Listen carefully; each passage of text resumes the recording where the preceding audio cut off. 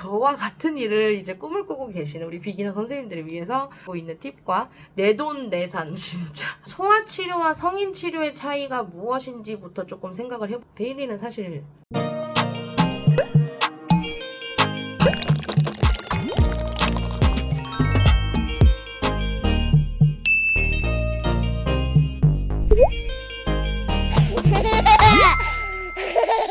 안녕하세요. 작업실에서 김두리입니다. 오늘은 소아 치료를 시작을 하고 혹은 꿈을 갖고 있는 우리 이제 막 시작을 하는 비기너 선생님들을 위해서 준비를 한 영상이고요. 이 교육을 조금 들었으면 좋겠다. 이런 것들을 좀 알려드리려고 이제 시작을 하게 된 영상입니다. 도움이 좀 되셨으면 좋겠습니다. 일단 소아 치료와 성인 치료의 차이가 무엇인지부터 조금 생각을 해보셔야 될 것 같아요. 뭐 1년차 선생님이든 뭐 한 1에서 3년차 정도 사이가 가장 이동이 많은 것 같거든요. 그리고 이제 대학교 때부터도 조금 빠르신 선생님들은 이제 실습 전부터 거의 난 소아할래 성인할래 뭔가 어떠한 선택이 있죠. 혹은 실습을 다녀와서 나 소아할래 성인할래 뭐 이렇게 하기도 하고요. 그런데 이제 오늘 저는 우리와 같은 저와 같은 일을 이제 꿈을 꾸고 계시는 우리 비기너 선생님들을 위해서 이제 진짜 제가 알고 있는 팁과 내돈내산 진짜 제가 그동안 돈 주고서 받아왔던 것들을 기반으로 조금 후기처럼 좀 말씀을 좀 드리려고 해요. 그래서 일단 저는 06학번이고요. 뭐 사실 그렇게 무진장 고연차 선생님은 아닙니다. 근데 이제 사실 시대가 거의 제가 교육을 들었던 게 10년 전이라서 지금은 많이 바뀌긴 했더라고요. 어쨌든 저도 계속해서 듣긴 해야 하지만 기반으로 어쨌든 요렇게 어떠한 계획이라던가 뭐 전략이라던가 이런 것들을 좀 설명을 좀 드리도록 할게요. 일단 소아를 선택해 주셔서 너무너무 감사하고요. 그리고 이 지옥의 문에 오신 걸 환영합니다. 평생 공부해야 돼요. 정말. 지금 이제 비기너시면 사실 대학교 졸업하기 전에 내가 어떤 교육을 좀 들어야겠다라는 욕심을 가지실 수 있고요. 그리고 1년차에서 3년차 정도 저연차 선생님들 같은 경우에는 성인으로 갈까? 라고 생각을 하실 수도 있고, 성인에 계신 선생님들은 소아 한번 해볼까? 이렇게 생각을 하실 수도 있고요. 그리고 또 이제 무슨 교육을 들어야 되지? 교육비는 또 왜 이렇게 비싸? 이렇게 생각하실 수 있습니다.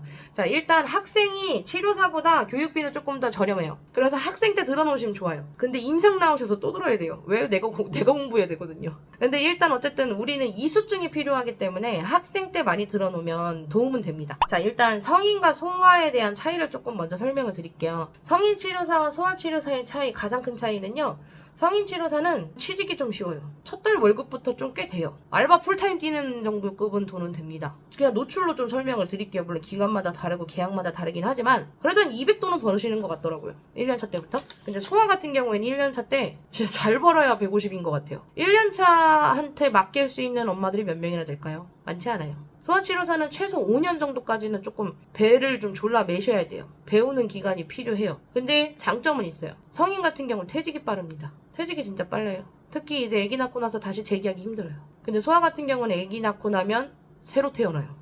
저 같은 경우에도 아기 낳기 전이랑 아기 낳고 나서랑 정말 다르거든요. 다시 태어나요. 그러한 어떠한 장단점은 좀 있습니다. 물론 아기 낳기 전까지는 저도 무진장 고생 많이 했어요. 예. 열정페이 세대입니다. 성인과 소아의 어떤 현실적인 차이는 이렇게 볼 수 있고요. 그 다음에 두 번째 차이는요. 이제 소아를 선택을 하시게 된다면 두 가지로 나뉘어요. 발달장애 아동 그리고 이제 뇌성마비 아동 이렇게 파트가 나뉘게 돼요. 그래서 뭐 병원에 취직을 하게 되면 사실 CP 아동들을 많이 보죠. 센터에 취직을 하게 되면 ASD 아동들을 많이 봅니다. 뭐 ADHD부터 시작해서 LD 뭐 등등등 어떠한 학교 다니면서 이제 특수교육 대상자 위주의 활동 애들을 많이 보게 돼요. 그래서 여기서는 이제 제가 병원과 센터의 차이를 조금 설명드릴게요. 자, 병원은 1년차 때부터 아까 말씀드렸던 것처럼 성인과 사실 다르진 않아요. 뭐 한 200돈은 받아요.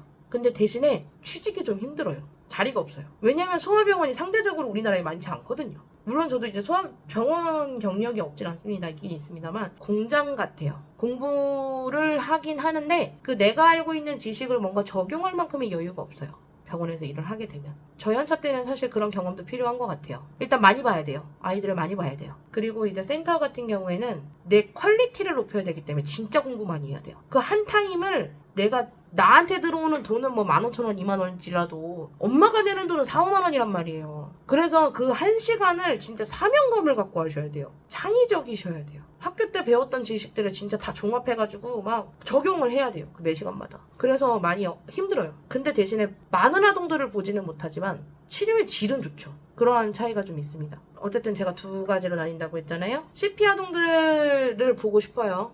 나는 어쨌든 병원에 취직할래 라고 마음을 좀 먹었어요. 그렇다면 무슨 교육을 들어야 되냐면 제가 추천하는 교육은 일단 보바스 교육 들으셔야 돼요. 보이타도 들어두시면 좋아요. 저 역시도 보이타도 듣고 보바스도 듣긴 했거든요. 근데 두 가지의 이론이 참 재밌어요. 진짜 재밌어요. 둘 다 좋아요. 개인적으로 보이타를 알면 보바스 이해가 더 빨라요. 보바스를 알면 보이타가 적용이 또 되기도 해요. 그래서 물론 두 가지 접근법을 같이 쓰는 건 안 된다고 말을 못하긴 하지만 어쨌든 두 가지 접근법을 같이 쓸 수도 있거든요. 그게 무슨 뜻이냐면 저 같은 경우 CP 아동들을 볼 때 보바스 접근으로 아동의 머리부터 발끝까지 푸는 어떠한 엑서사이즈를 시행을 하고 그리고 어디에 스테빌리티를 주고 어디에 모빌리티를 줄 것인지 판단을 하고 그렇게 해서 이제 움직임을 만들어주고 어떤 태스크를 주거든요. 근데 그때 이 아이의 레스폰스, 말 그대로 이제 아웃풋, 운동적인 측면에 있어서 어떠한 제가 원하는 움직임을 끌어낼 때는 보이타 써요.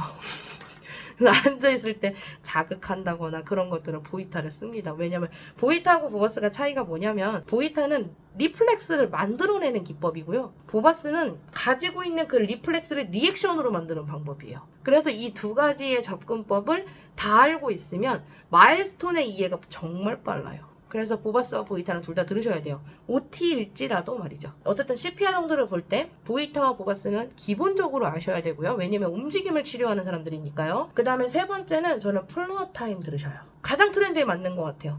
오은영 박사님, 최민준 소장님, 요즘에 육아 신희진 정신과 의사님 뭐 등등등 이렇게 육아에 관련돼서 막 뜨고 있는 사람들의 공통점을 보면 다 플로어 타임 이론을 쓰고 있어요. 본인들은 모르실 거예요. 그 사람들이 갖고 계시는 가치관을 어떠한 모델로서 설명을 하는 게 플로어 타임이에요. 그래서 플로어 타임 이론은 그냥 저는 소아치료를 하는 사람들이면 무조건 다 알아야 된다고 생각해요. 그냥 베이스예요. 그 플로어 타임을 누구보다 이해를 잘할 수 있는 사람은 작업치료사. 왜? 개인적 차이를 작업치료사가 제일 잘할 수 있거든요. 그래서 플로어 타임 들으시면 좋습니다. 그래서 CP 아동들을 대상들을 하고 있다면 제가 말씀드렸던 이제 보이타, 보바스, 플로어 타임 그리고 내가 좀 여유가 돼?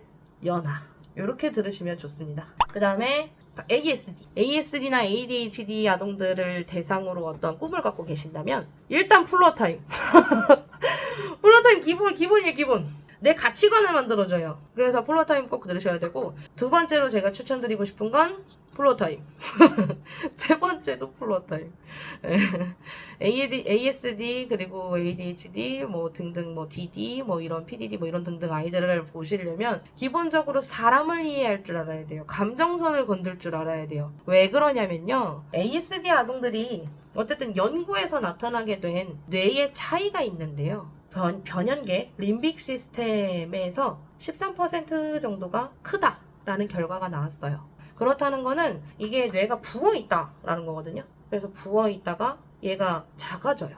그러면서 뇌세포를 만들지 못해서 약 6개월, 빠르게는 6개월, 그리고 늦게는 24개월 기준으로 퇴행을 합니다. 감정의 뇌가 쓰지 않기 때문에 어떠한 뇌의 발달이 일어나지 않으면서 퇴행을 한다는 느낌을 받으시는 거예요. ASD 아동들은 얼리 온셋, 빨리 나타나는 온셋과 그리고 레이트 온셋, 이제 늦게 나타나는 온셋이 있어요. 그래서 그 기준이 24개월이거든요.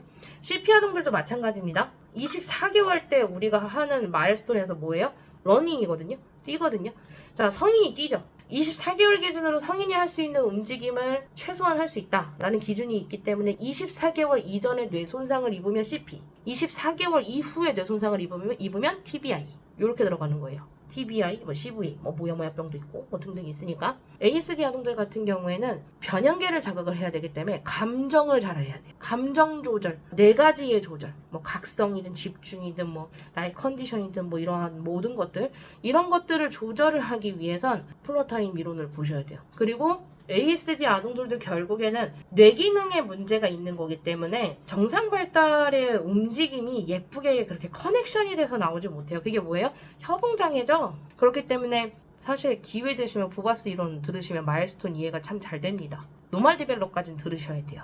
소개 강좌, 그리고 노말 디벨롭. 그래서 ASD 아동들을 꿈을 갖고 계시는 선생님들은 제가 3가지를 추천드리는데 1번이 플로타임, 2번이 이제 감각통합이론, 3번이 이제 부바스. 이렇게 정상 발달을 아셔야 되거든요. 이렇게 추천드립니다. 이게 이제 뭐 베일리 물어보시거든요.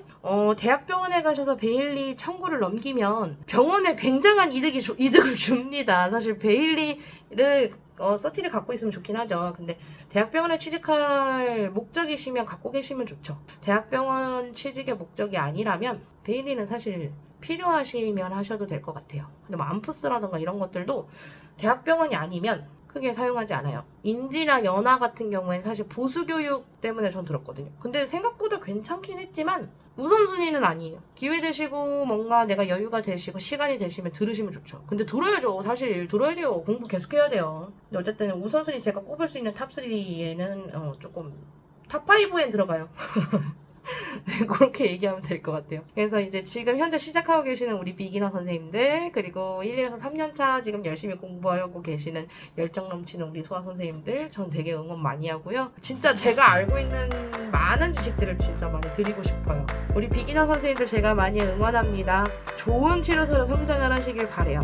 임상에서 만나요, 우리 선생님들. 만나서 반가웠고요. 구독과 좋아요 부탁드려요. 감사합니다.